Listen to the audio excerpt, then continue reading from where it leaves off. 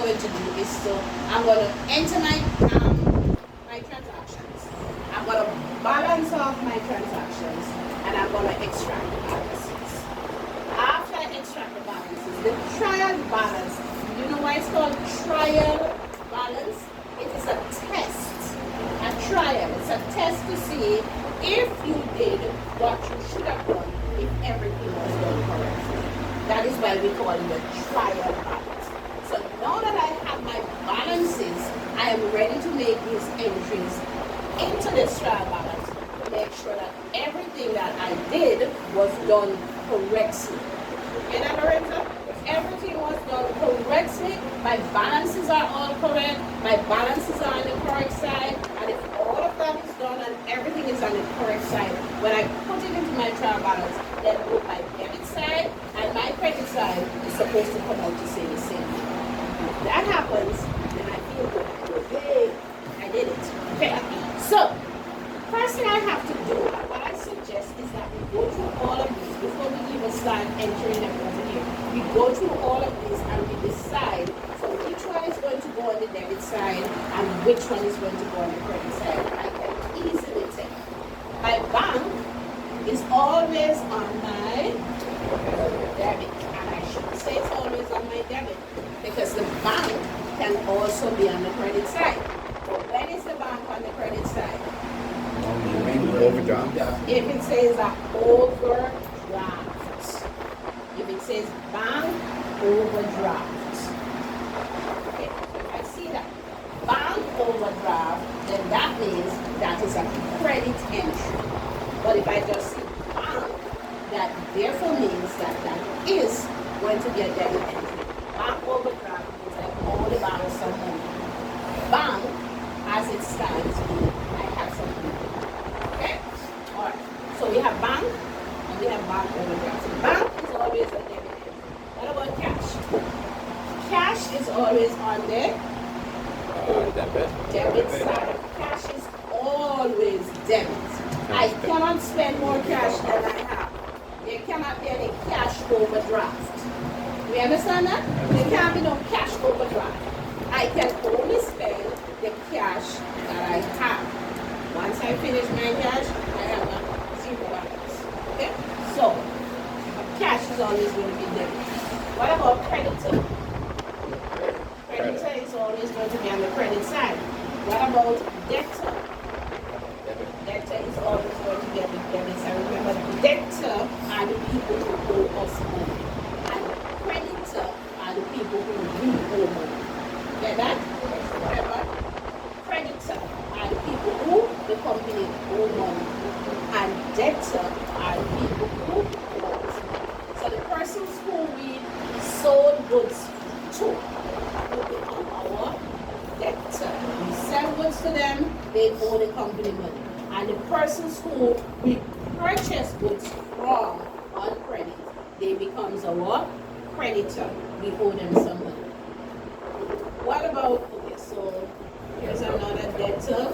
So this is going to be on the debit side. What about loan? Loan is credit. Loan is a liability. Remember, this is a liability and my liability is always credit. So loan is credit. What about capital? Credit. Capital is always credit. So capital is going to be on my credit side. What about purchases? Debit. Purchase is always debit. What about sales? Sales is always credit. What about return inwards? Debit. It's always debit. And what about return outwards? Credit. Always credit. And what about machinery?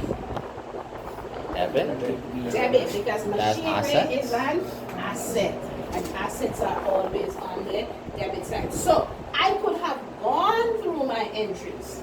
Before I go to my trial balance, I could have gone through my entries and I would make a note what is going to be on the debit side, what is going to be on the credit side, and then I'm going to do that.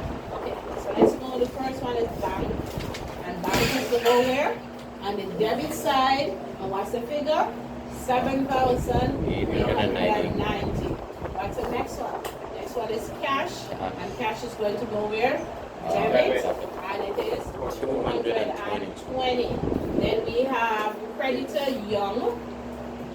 That's K Young. K1. And he is 190 on the and it's credit. on the credit side.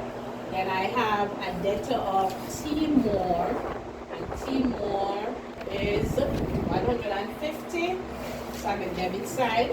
Then I have another debtor of C Ho, and C Ho 210 or it's $210 at the debit side.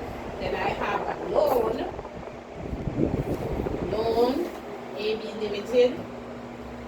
We owe AB Limited some money, $2,700, and that's going to go on the credit side, $2,700. And we have capital. That capital is $9,000, and that goes on the credit side. We have purchases. And purchases is 1,340. On the debit side, we have sales, and sales is 1,200. On the credit side, we have return inwards, 150. and return inwards of 150, and that goes on the debit side. We have return outwards. Return outwards is 120, and that goes on the credit side, 120. And then we have machinery, and machinery is 3,250, and that goes on the debit side. Okay, so now that I have done that, I have made my debit entries, I have made my credit entries. It's now time for me to do the addition of both my debit side and my credit side, and both sides should stay the same.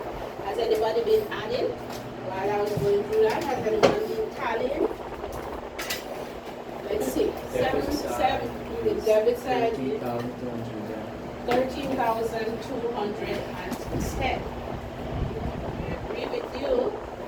So what about the credit side? What should it be? Let's do the tallying, and let's make sure that we get 13,210. Got 13,000. You got 13,210. And there goes my trial balance. My debit side is equal to my credit side, and that therefore means I just made my entries correctly, my trial balance, and that is why I keep on telling you that accounts don't need a teacher to mark it for you to say you're correct. Get me? Because it's both sides balance. Now, let me just briefly do a quick review of what we did here. All the assets are always going to be on the debit side. Here are our assets: bank, cash, debtors, and then our fixed asset of machinery. So both current and fixed assets are going to be on our debit side. All assets on the debit side.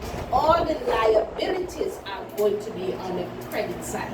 That is why creditors, no, they are on the credit side because they are liability. All my liabilities are always on the credit side.